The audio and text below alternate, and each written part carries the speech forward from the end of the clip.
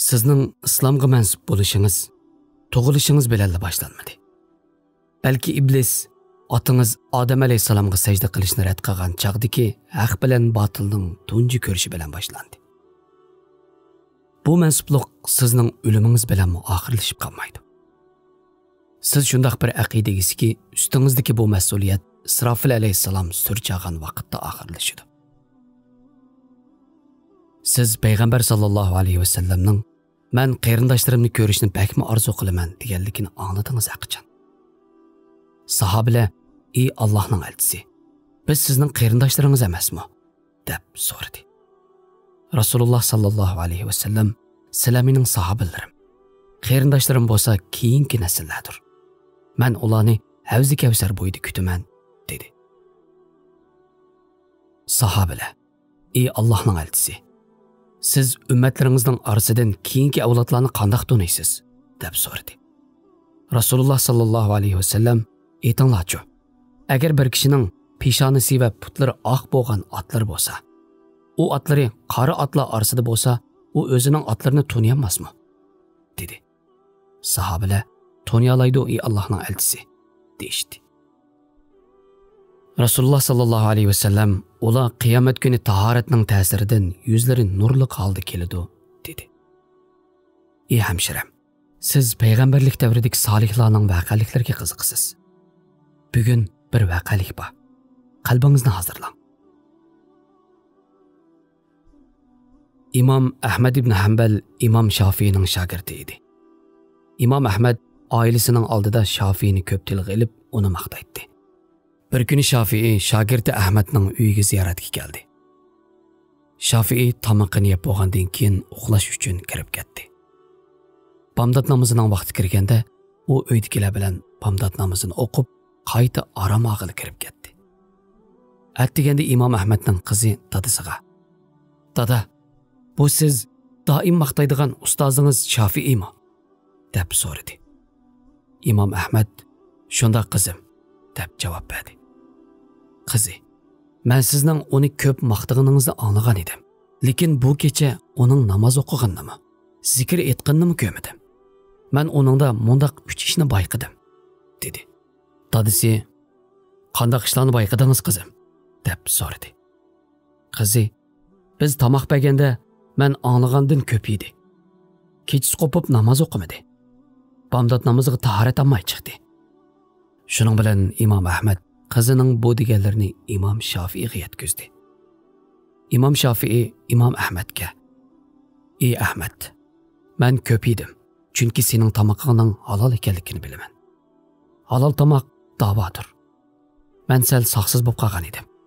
Shunga sening halol tomoqing davo bo'lsin uchun jihroq edim. Kechilik namozga turolmaganimga kelsak, uxlash uchun beshimni qo'yganimda xiyolimga Qur'on va sunnat keldi. Men shunda xiyol qilib yetib, men hal qilolmagan masaladan 72 masalani Alloh menga oydinlashtirib berdi. Bularni musulmonlarning manfaati uchun radlab chiqdim. Mushu o'ylanish va izdinish sababli men kechilik namozga turolmadim. Bomdod namozini tahorat olmay o'qiganimga kelsak, men oqshom yoqi shu masalalar bilan bo'lib, ko'zim uyquga ketmadi.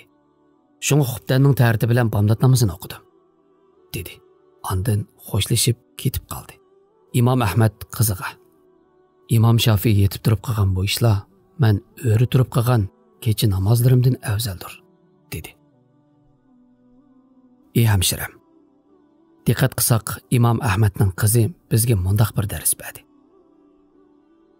İmam Ahmadning qizi İmam Şafii'ning sallasiga diqqat qilmadi. Kiyimlarining rangiga uyg'un keldimi yo'q, buningga qaramadi. Saqali va yoki uzukiga diqqat qilmadi. Faqat uning diniga va ibodatiga diqqat qildi. Chunki İmam Şafii'ning kiyimining sallasining uningga nima foydasi bor? Aqlli hamshiram, endi o'ylab beqing. Moda kiyim kiyib olgan cho'lponlarning yoki naqshchilarning kundalik faoliyatlariga ergishishning sizga nima foydasi bor? Boshqalarning osqan so'mkalarining sizga nima foydasi bor? Boshqalarning uyiga nima olganligiga diqqat qilishning qanday ahamiyati bor?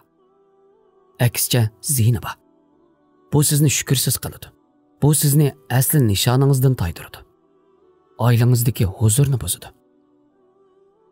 Siz boshqalarning hayotida yashash uchun emas, o'z hayotingizni yashash uchun yaratilgan. İctimai taratqularda nurg'un bilimlar va foydali narsalar bor. Fiqh, hadis, tafsir ilmi darslari, foydali va ma'nilik hujjatli filmlar bor.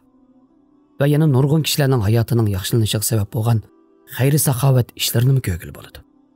Shunga siz hayotga hasal harisining mantiqisi bilan muomala qiling. Chivinning mantiqisi bilan emas. Chunki hasal harisi faqat gullarga qo'nadi. Chivin bo'lsa faqat maynatchilikka qo'nadi. Qalbingizni rohatlantiradigan narsalarni izlang. Sizga foydali va ahamiyatli bo'lgan ishlarga diqqat qiling. Qalbingizga huzur beradigan ishlarga ahamiyat bering. Chunki inson qalbi bilan yashaydi.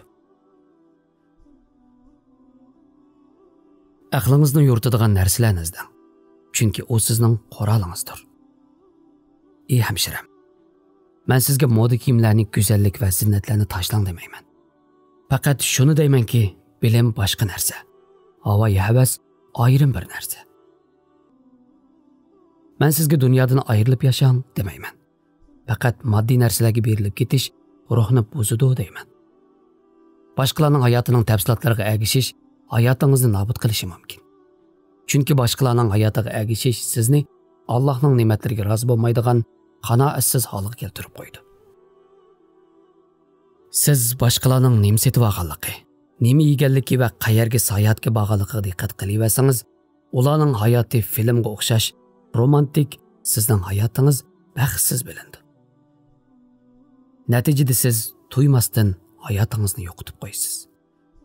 Palonchining so'mkisi va zibuzunatlari sizda bo'lmaganligi uchun kamtiklik his qilasiz.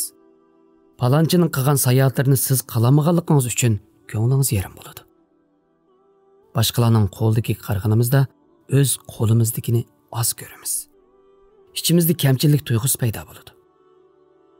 Amaliyotda kim sizga ularning hayoti mukammal dedi? Ular sizga hayotlarining faqat o'zlari xohlagan qismini ko'rsatadi. Eng ko'p taloq nisbati, mol dunyo to'g'risidagi jadallar ana shu kiygan va yegan ishganlarini chiqaradigan soxta baxtlik oilalarda bo'ladi. Balkim u hashamatli hayotini ko'z-ko'z qilganda uning yo'ldoshi parishon, bolalari telefonga dum tushgan bo'lishi mumkin. Sizga qanday yeyish va nima setib olishni o'rgatganda bo'lsa, bolalarining darslari chekingan bo'lishi mumkin. Hayotimizni ko'z-ko'z qilish bizdagi insonlikni o'ldiradi.